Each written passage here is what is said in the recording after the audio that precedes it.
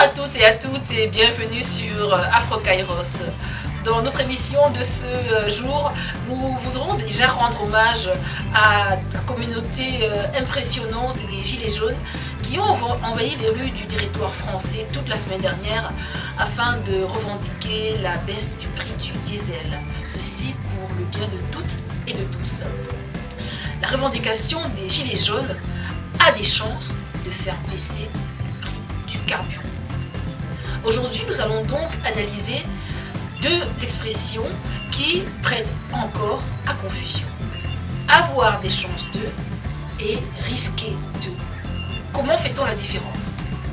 Avoir des chances de est utilisé pour exprimer une conséquence positive. Quelque chose de positif pour le sujet a des chances de se réaliser. Quelque chose, une probabilité, presque une certitude même de la réalisation d'une conséquence favorable.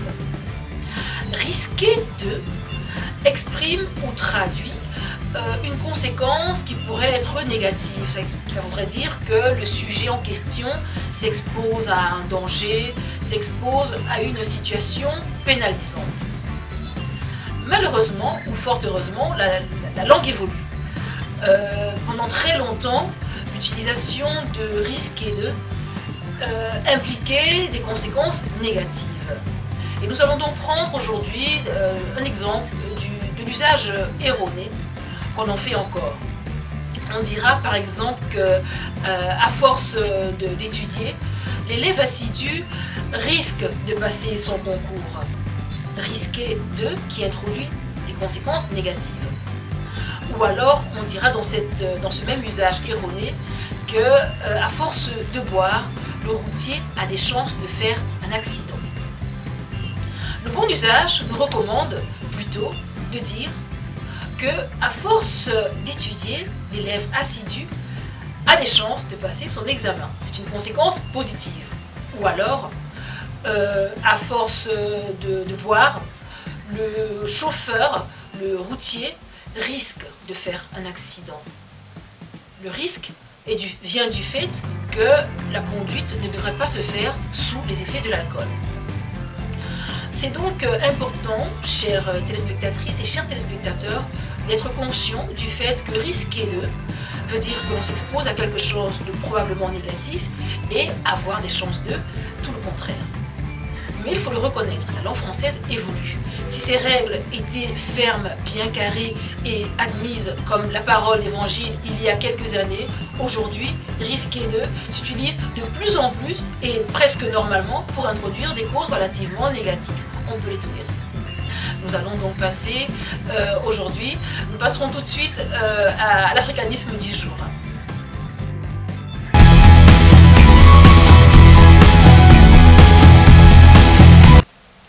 L'africanisme d'aujourd'hui nous conduira au pays de Soni Labou Tansi. Soni Labou Tansi, qui est né le 7 juin 1947, est un écrivain, dramaturge, poète qui a marqué la littérature africaine au niveau international. Cet enfant d'Afrique a écrit de nombreux livres, notamment La vie et demie. Il aura été tour à tour professeur de langue, français et anglais notamment, élève de l'École nationale supérieure d'Afrique centrale à son époque. Et lorsqu'il est propulsé sur le devant de la scène par La vie et demie en 1979, sa satire littéraire, sa satire politique marque les esprits. Soni Labou Tansi, dans son livre, fait une critique acerbe à la politique déshumanisante, égocentrique, qui va à l'encontre des intérêts du peuple. La critique littéraire comparera son œuvre, son travail, à celle du Colombien Gabriel García Márquez. Soni Labou Tansi est donc une plume forte, on dira. C'est un écrivain engagé, un écrivain dont les lettres, les pièces de théâtre sont jouées partout dans le monde et qui s'engage en politique un peu plus sur le tard. Il s'engage en politique et connaîtra les persécutions du régime Lissouba. Lorsque Soni Labou Tansi décède en 1900, à l'âge de 47 ans précisément, étant né en 1947, vous ferez le calcul, lorsqu'il décède à l'âge de 47 ans, donc à Brazzaville, il nous laisse un héritage impressionnant. Sony Laboutansi est donc celui qui inspirera aujourd'hui l'africanisme de ce jour.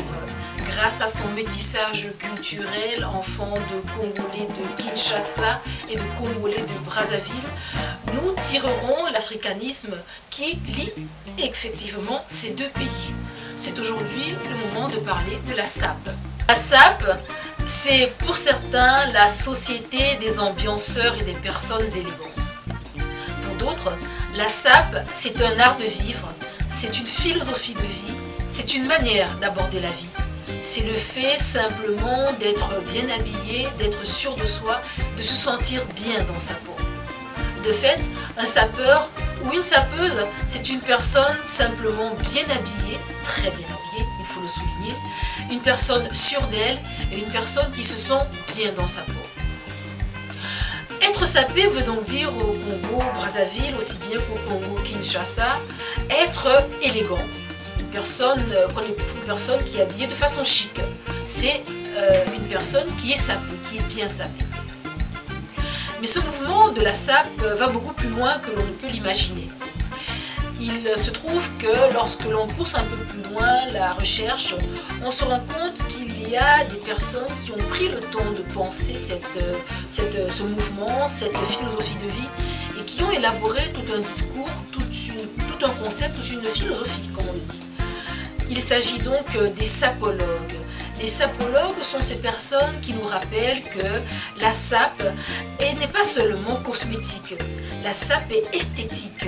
Il ne s'agit pas seulement de travailler ou de modifier l'apparence physique, mais il s'agit de travailler aussi sur notre esprit, sur notre morale, sur notre moralité, sur la relation que nous avons avec la vie et la relation que nous avons aux autres. Le sapologue promeut donc une vision du monde où il voudrait se placer, se poser, s'instituer comme un modèle à suivre, un modèle positif pour la société. De fait, lorsque naît le mouvement de la sapologie, les sapeurs, ce qu'ils prétendent, c'est s'insurger un tout petit peu contre une paupérisation, on dira, de la société, pour sortir de la masse et mettre en valeur les qualités que les jeunes ont dans les rues de Brazzaville.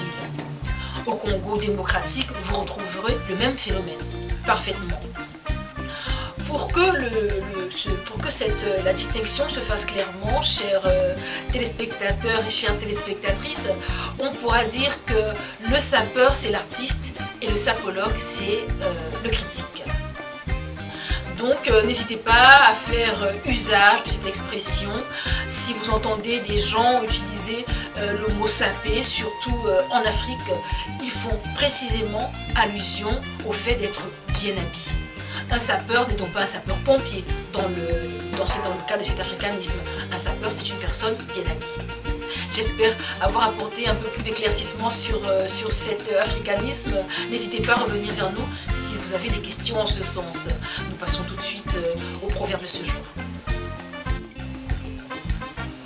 Pour le proverbe de ce jour, nous restons dans la cour de Sony Laboutansi pour évoquer un proverbe très intéressant. Il s'agit du proverbe suivant.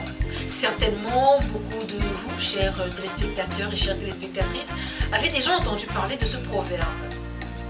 C'est à l'entrée du village que la Dame Jeanne se casse. Qu'est-ce que ça veut dire?